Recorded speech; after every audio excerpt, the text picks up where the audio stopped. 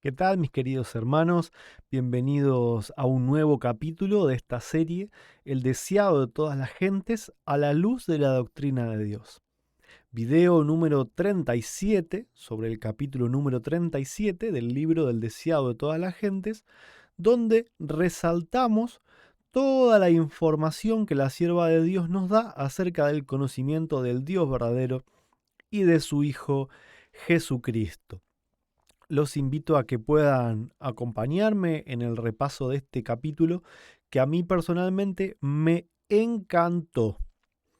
No hay una historia puntual, pero sí hay muchos, pero muchos consejos que son para nosotros en este tiempo. De lo que trata el capítulo es de cuando Jesús envía a sus discípulos a que vayan como evangelistas a los pueblos donde él ya había estado.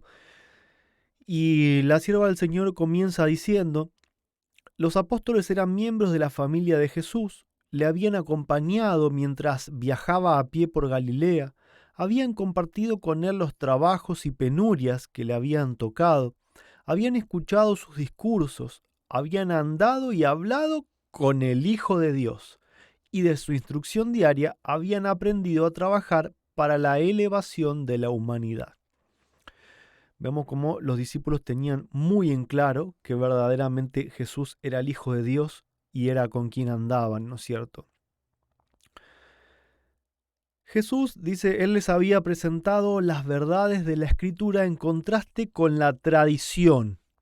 Recordemos que los judíos enseñaban las Escrituras, pero habían agregado un montón de interpretaciones humanas como si fuesen las mismas leyes, ¿no? Entonces Jesús vino a romper con esa cadena, con ese yugo, y preparó a sus discípulos para que ellos puedan enseñar la verdad.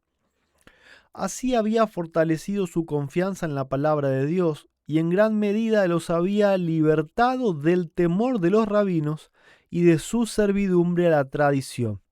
En la educación de los discípulos, el ejemplo de la vida del Salvador era mucho más eficaz que la simple instrucción doctrinaria.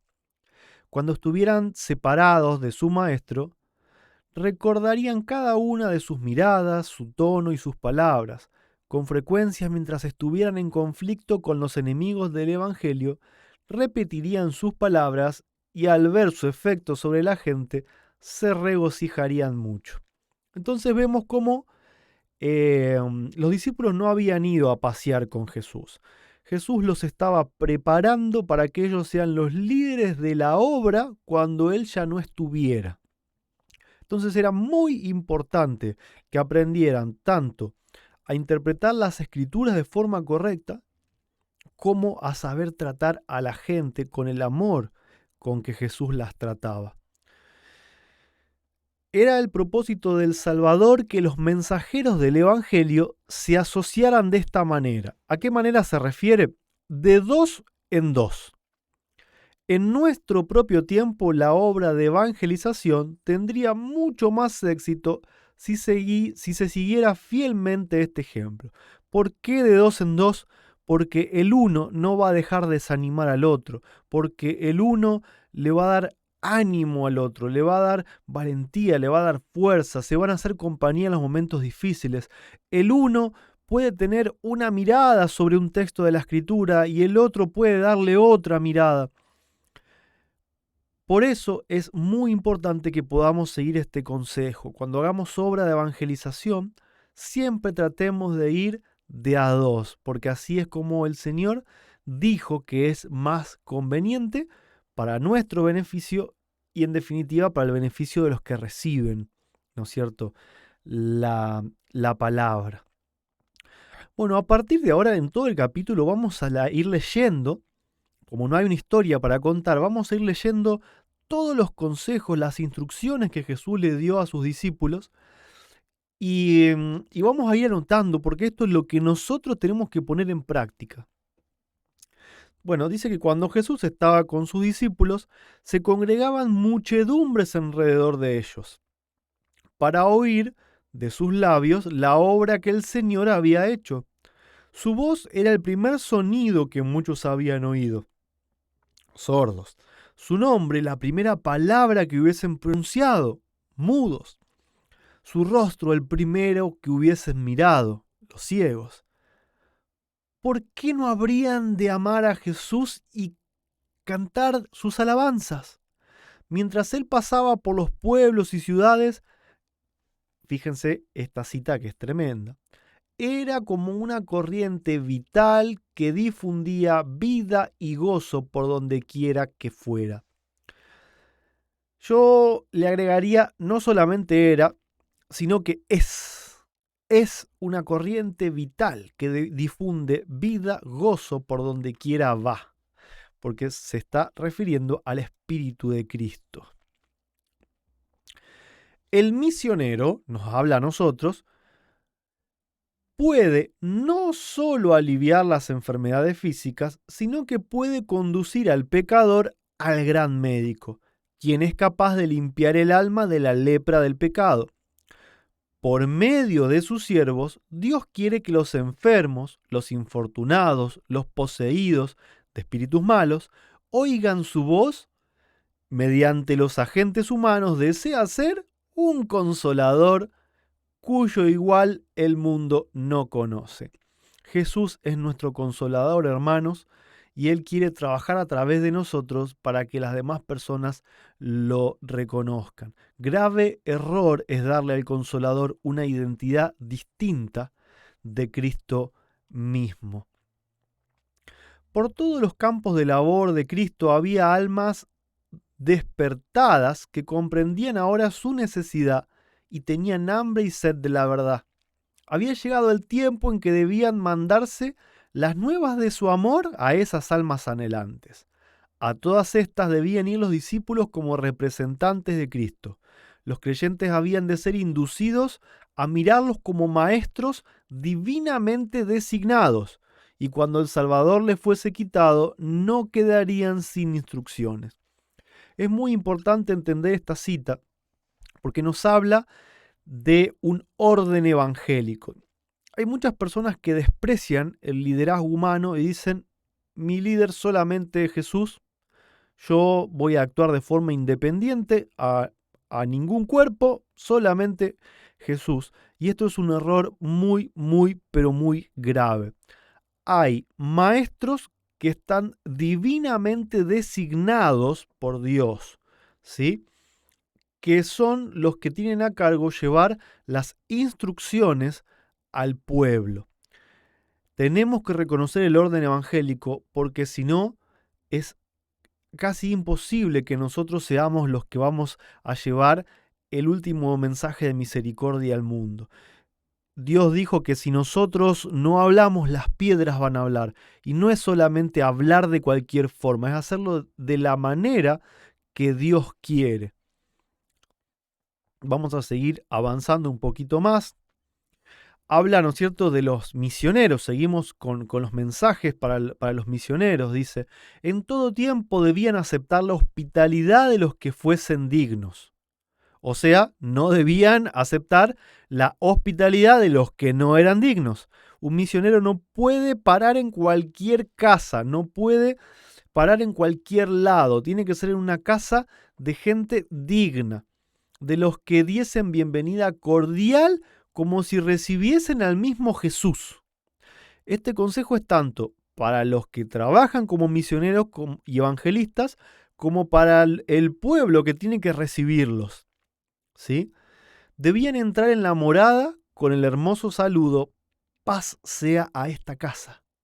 Ese hogar iba a ser bendecido por sus oraciones, sus cantos de alabanza y la presentación de las Escrituras en el círculo de la familia. Vemos cómo sigue haciendo hincapié en el orden evangélico, en las personas que Dios elige para llevar su palabra.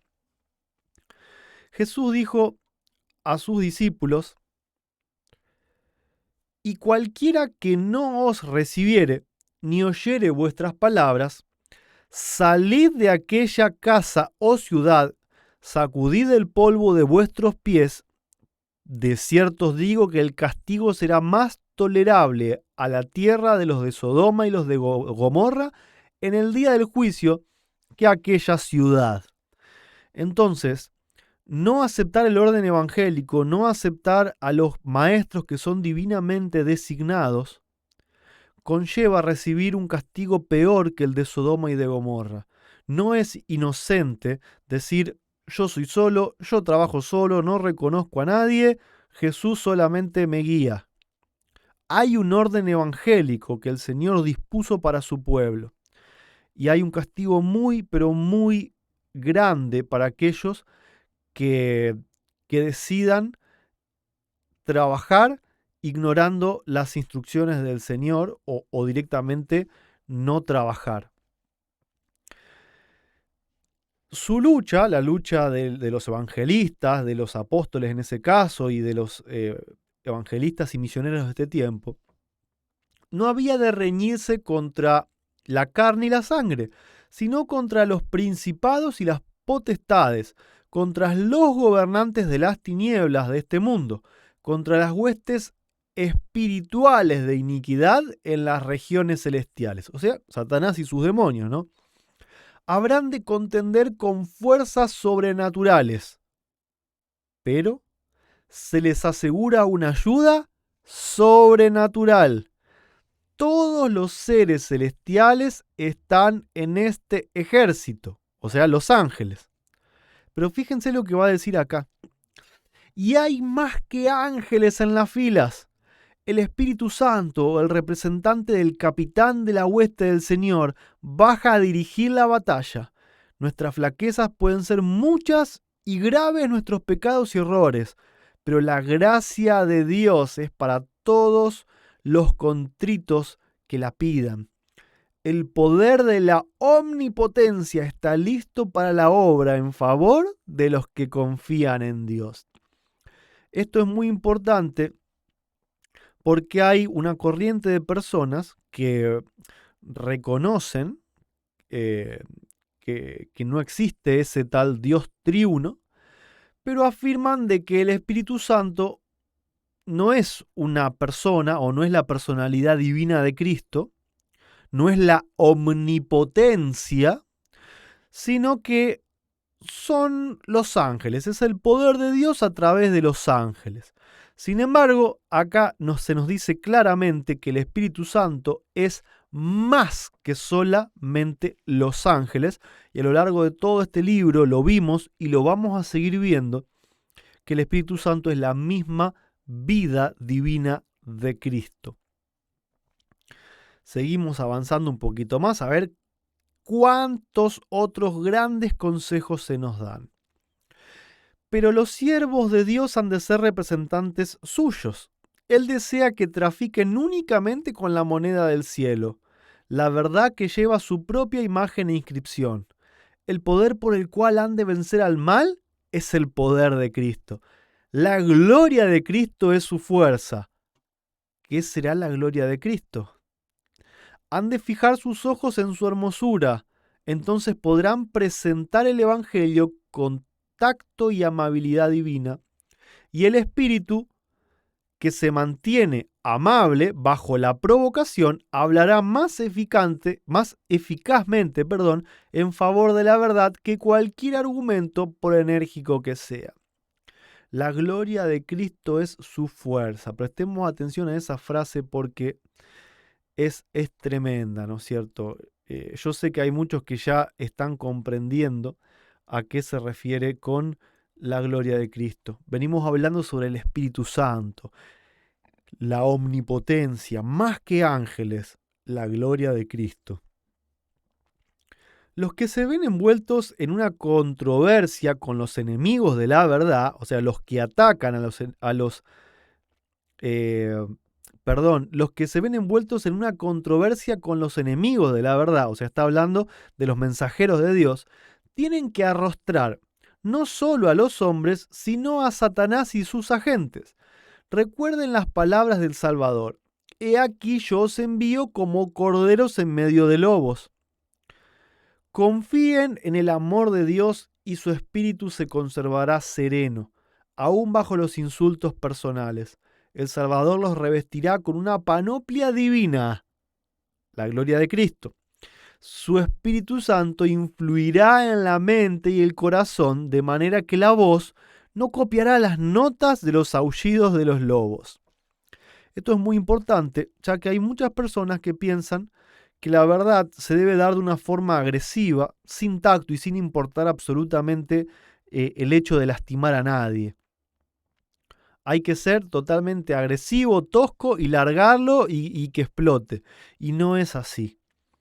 Cuando uno tiene el Espíritu de Cristo, va a copiar los tonos, las palabras y los gestos de Cristo. Y los que no tienen el Espíritu de Cristo van a aullar como los lobos. Aunque las frases que digan pueden estar en las Escrituras y ser verdad, cuando lo hacen sin el Espíritu de Cristo, lastimando a la gente, no es más que un aullido de un lobo. Están copiando el carácter de Satanás. Es muy importante que entendamos que las formas también son importantes. Y acá tenemos también palabras de Pablo, ¿no? Dice, Pablo escribiendo acerca de su propio juicio ante el tribunal de los Césares, dice, en mi primera defensa nadie estuvo conmigo, antes todos me abandonaron, mas el Señor estuvo conmigo y me esforzó, para que por medio de mí la predicación fuese cumplidamente hecha y para que oyesen todos los gentiles, y así yo fui librado de la boca del león. Pablo reconoce que quien estuvo con él cuando fue llevado ante los concilios y perseguido fue Cristo mismo. Los siervos de Cristo no habían de preparar un discurso alguno para pronunciarlo cuando fuesen llevados a juicio. Debían hacer su preparación día tras día al atesorar las preciosas verdades de la palabra de Dios y fortalecer su fe por la oración. Cuando fuesen llevados a juicio, el Espíritu Santo les haría recordar las verdades que necesitasen. Fíjense cómo la sierva del Señor utiliza ahora de forma intercambiable, ¿sí? Cuando dice, déjame buscar la palabra clave. Primero dice Pablo, ¿no? Nadie estuvo conmigo, mas el Señor estuvo conmigo cuando estuve en los tribunales. Pero después dice que cuando fuesen llevados a juicios, el Espíritu Santo les haría recordar las verdades. El Señor estuvo conmigo, el Espíritu Santo me recuerda. Otra prueba más de que la creencia de Elena de White es que el Espíritu Santo es Cristo mismo en su personalidad divina. Un esfuerzo diario y ferviente para conocer ¿a quién? A Dios. ¿Y a quién más? Y a Jesucristo, a quien él envió, iba a impartir poder y eficacia al alma. Esta frase es tremenda, me identifica en mi creencia. Conocer a Dios es conocer a Dios el Padre, no es conocer ni a dos personas iguales, ni a tres personas iguales. Dios es Dios el Padre. Y Jesucristo está aparte de Dios el Padre. La Biblia dice que te conozcan a ti, el único Dios verdadero, y a Jesucristo a quien has enviado. Jesús nunca se quiso poner en un lugar de igualdad con el Padre. Sin embargo, hoy todos luchan por querer hacer eso. Seguimos avanzando un poquito más y acá tenemos citas que nos ayudan a conocer al único Dios verdadero. Son tremendas.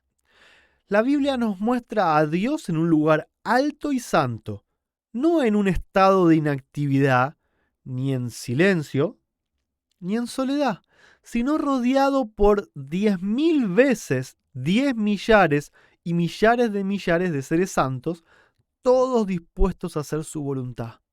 Por conductos que no podemos discernir, está en activa comunicación con cada parte de su dominio. Pero es en el grano de arena de este mundo, en las almas por cuya salvación dio a su Hijo unigénito, donde su interés y el interés de todo el cielo se concentran. Fíjense que otra vez, cuando la sierva del Señor habla de Dios, está hablando de Dios el Padre, y dice que dio a su Hijo, ¿sí? Dios se inclina desde su trono para oír el clamor de los oprimidos. A toda oración sincera, Él contesta, aquí estoy. Levanta al angustiado y pisoteado. En todas nuestras aflicciones, Dios el Padre es afligido. En cada tentación y prueba, el ángel de su presencia está cerca de nosotros para librarnos. Ni siquiera un gorrión cae al suelo sin que lo note el Padre. El odio de Satanás contra Dios el Padre, le induce a odiar todo objeto del cuidado del Salvador. Trata de arruinar la obra de Dios y se deleita en destruir aún a los animales.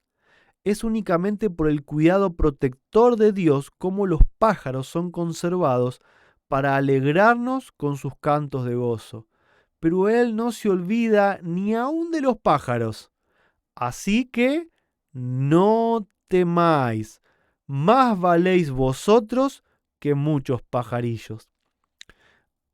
Es una imagen hermosa la que se nos muestra de Dios en este capítulo, para que reconozcamos quién es el único Dios verdadero y para que reconozcamos cómo es.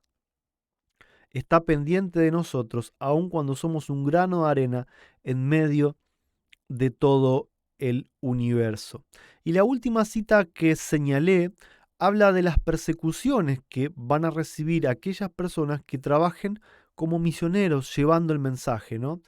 Incluso cuando no estamos hablando solamente de esos misioneros que se dedican enteramente a llevar la obra, sino de todos los que llevan el evangelio aún a su familia y a sus vecinos, ¿no?